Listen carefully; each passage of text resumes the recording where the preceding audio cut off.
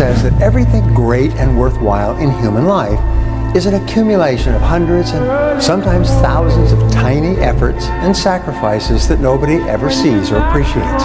Understand that every choice you make ignites the compound effect, either in the positive or the negative. To those who have everything, more will be given. From those who have nothing, everything will be taken. It's like what's very pessimistic in some sense, because it means that as you start to fail, you fail more and more rapidly. But it also means that as you start to succeed, you succeed more and more rapidly. This law says that everything accumulates over time, that you may have to put in many, many tiny efforts that nobody sees or appreciates before you achieve anything worthwhile. There is no cheat day. There is no binge and make up for it on Monday reality when it comes to the butterfly effect or the compound effect. Everything has a consequence. So the answer to this is, when you start making positive choices and the results are invisible and you're getting no reward for your positive choice, you just have to have patience. You see that guy over there by the fax? Take a good look. He's never gonna make partner. Okay, let me guess, because he threw a lousy rookie dinner. No, because he doesn't get it. Get what? He doesn't get that doing good work isn't the whole job. Part of getting it is that things like the dinner actually matter, even when you don't think they do. Get it through your head. You start behind the 8 ball, you'll never get in front. It's like a snowball. A snowball starts off very small, but it grows as it adds millions and millions of tiny snowflakes and continues to grow as it gathers momentum, turning into an avalanche that takes the whole mountain in front of it. You underestimate how the smallest decisions can compound into significant differences over a lifetime.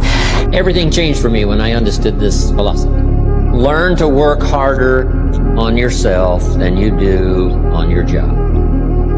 That's the simple philosophy that changed my life forever, starting age 25. If you work hard on your job, you can make a living, which is fine. If you work hard on yourself, you can make a fortune, which is super fine. Rome wasn't built in a day. We all know that. Everyone hears that. But Rome also didn't fall apart overnight either. It took hundreds of years for Rome to reach its peak, but it also took time, hundreds of years, for Rome to decay and fall apart. And that is representative of life, because you don't achieve worthwhile goals quickly or easily. They take time. At the end of every day, you look yourself in the mirror and you ask yourself, did I get better today? If the answer is yes, and you do that for 5 years, 10 years, 15 years, how much better are you going to be? Are you getting better every single day? That's the question. And it's just taking small steps. You don't try to get it all done in one day, in 1 week, in 1 year. It's the process of getting better every day and doing that for a period of years that then create the masterpiece. Big things have small beginnings. You've heard of the butterfly effect, right? The butterfly flaps its wings, one part of the planet. On the other side of the planet, there's a tsunami. That's exactly what happens in your life. Every choice you make ignites the butterfly effect. One little choice ignites a tsunami on the other side 10, 20 years down the road, either positive or negative. Every one of them. Most of us know what we could do to change things for the better. And we spend our time and our energy talking ourselves out of doing those things. And the other thing that I convince people of, because this is so true, it's the littlest stuff. The little things make all the difference. A true change comes down to 5-second windows. And so you take an incremental step and, well, now you can lift 55 pounds instead of 52.5 pounds. You think, well, what the hell is that? It's like, it's one step on a very long journey. And so it starts to compound on you. So a small step today puts you in a position to take a slightly bigger step the next day. And then that puts you in a position to take a slightly bigger step the next day. And you do that for 2 or 3 years, man, you're starting to stride. Doing the thing in spite of not wanting to do the thing is discipline, right? You don't need motivation to get yourself up to go and do a thing. Make the promise small, build it up step by step. know that you are going to have setbacks. And this is my favorite rule from James Clear, which is a habit missed once is a mistake. A habit missed twice is the start of a new habit. If you're disciplined in that, you'll speed up extraordinarily rapidly. And so that's the good news, you might say, is that you can take very small steps, even ones that might be shameful in their size, and you have to admit that to yourself. But once you get the ball rolling, it doesn't roll in a linear fashion, it rolls in a geometric fashion. The difference between you and the average person is you're willing to take more pain. You're willing to take more no's. You're willing to work longer and harder hours. You're willing to put in the suffering that other people just won't do. They'd rather go home and watch television and go drinking and watch sports on the weekends and so on. But all the people who are successful are willing to take the pain that goes with their work. And the greatest pain of all is being told no, being rejected, because we take it personally. We think it's something fundamentally wrong with us or our company or our product, and it hurts us and we feel bad inside. But once you can change your thinking about that and say, hey, no is good. No's are inevitable. They go with the territory. I promise you, if you will pursue no's, if you will go for no, if you'll try to get as many no's as possible, you're going to be a big success in life. Nothing will stop you. Because the more you get no's, the smarter you get, the faster you get, the quicker on your feet you get, and the fewer no's you get. The very willingness to go out and get all the no's makes it likely that eventually you get fewer and fewer no's and more yeses. You don't achieve worthwhile goals quickly or easily. They take time. They take relentless pursuit day in and day out. That's what it takes. There was a kid who everyone underestimated. Too small, too quiet, too ordinary. But every day while they laughed, he worked. In the gym, in the books, in the shadows. He knew one truth. Effort beats talent when talent doesn't try. Years later, they asked him how he did it, and he just smiled, because they never saw the grind. It's the quiet hustle that makes the loudest impact.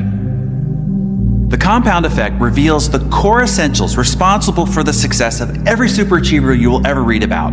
This is the bottom line. Success is not doing 5,000 things really well. Success is doing about a half a dozen things really well 5,000 times. At least at first, it's a slow process.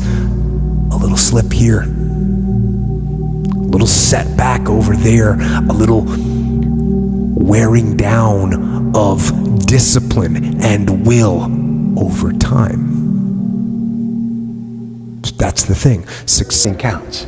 The law of accumulation says that everything counts. So we training here tomorrow, 5 a.m. Nah, I got other plans. You mean you want to go to Philly? No. Listen, you want to change things in a big way, and you need to make some big changes. One step at a time, one punch at a time, one round at a time, one step at a time, one punch at a time, one round at a time. Your father was special. Tell you the truth, I don't know if it's special. Only you're gonna know that when the time is right. Okay, it ain't gonna come overnight. You're gonna take a beat, you're gonna take this, you're gonna get knocked out, you're gonna get up, and you're gonna see if you got the right thing. But you gotta work hard. I swear to God, if you're not gonna do it, I'm out. Like every punch I ever thrown has been on my own. Nobody showed me how to do this. I'm ready. So now you gotta ask yourself, are you here to prove something to other people? Or prove something to yourself? If all your books, videos, and tweets were erased from the internet forever, and all you had was the next 60 seconds to leave to the world, what's the most useful thought you could leave to the world? Figure out what you want. Ignore the opinions of others. And do so much volume that it would be unreasonable that you would be unsuccessful. You must be willing to extend yourself to the limit with no guarantee of success.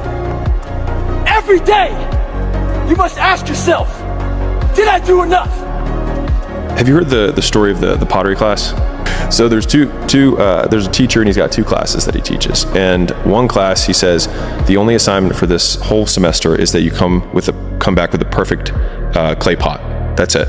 That's the assignment. The other class, he says, your objective is to make the most total quantity of clay pots, and you'll be measured by how many pots you make. And at the end of the quarter, the pots that came from the team that had to just make sheer volume, not only did they make more pots, but the quality of all of their pots was better compared to the teams that only had to make one. And it just underlines the biggest lesson that I've learned in my life, which is that volume negates luck. The story of the bamboo. Bamboo spends its growth time under the dirt, 5 to 7 years. And then within a couple weeks, it shoots up meters and meters into the sky. And people are like, whoa, bamboo grows so fast. No, it didn't. It took years. You just couldn't see it. So when you see growth and you see wins, it comes from consistently compounding wins. Nothing's ever going to be given to you. Everything's going to be earned. If you don't go out there and put in the work, you don't go out and put in the effort, one, you're not going to get the results. But two, and more importantly, you don't deserve it. You didn't earn it. Here's the problem. You don't see how the consequences of that small, seemingly insignificant, poor choice in the moment has. In the moment, it doesn't look like it matters at all. You don't have that heart attack. Your face doesn't shrivel up. You're not shoved into the unemployment line. And your thighs don't turn thunderous. Oh, but you have done it. You have activated the compound effect. And that choice becomes behavior. And behavior that repeats becomes a habit. It accumulates, and then it compounds into calamity, into divorce, into career failure and financial ruin. The good news is the compound effect works in the other direction as well.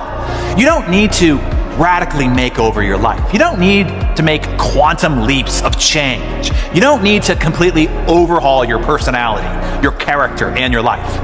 Super small, seemingly inconsequential adjustments can and will transform everything. You can try to be lucky and pick the one perfect thing and try and make it, but if you don't want to try and be lucky, you can just do so much work that you will brute force your way to figuring it out. Like if you do 1,000 podcasts, perhaps are very uncomfortable to you, or I'm going to put down a boundary, or I'm going to say no to this and yes to this. Tiny little things repeated over time is what produces dramatic change. And it's like this curve, it's like this very slow curve until it asymptotes up. And everyone wants to talk about the pivot moment when it goes skyward, but the truth is the real work is in the drudgery. Correct. And the difficult, anonymous work of shoveling shit every single day. The average person thinks of terms of morning or afternoon. The above average person thinks of hours. The successful person thinks of half hours. The very successful person thinks in terms of minutes. They allocate their time carefully. Now the only way that you can do that is what? Is you've got to keep track of what you're spending your time on. 60, 70, 80% of people are not aware of how they spend their time. They think they spend a lot of time in meetings. It turns out they spend a lot of time socializing. They think they spend a lot of time working on reports. It turns out they spend a lot of time on the telephone. They think they spend a lot of time doing important jobs. It turns out they spend a lot of time wasting time. So keep a time log, or just keep a sheet, and whenever you have a chance to look at your watch, write down what you're doing at the time, or have somebody else watch what you're doing and feed back to you how you're spending your time. And then you have to ask, is how I'm spending my time consistent with my major goals, my top priorities, my high payoff tasks? And you'll find that it's not. And you'll also find that you feel frustrated and you feel stressed if you are not working your time on the things that you're supposed to do. Whatever it is that you're pursuing to achieve or create or express in the world, I think a lot of people back out before that happens. The fact that you've been doing this for a world.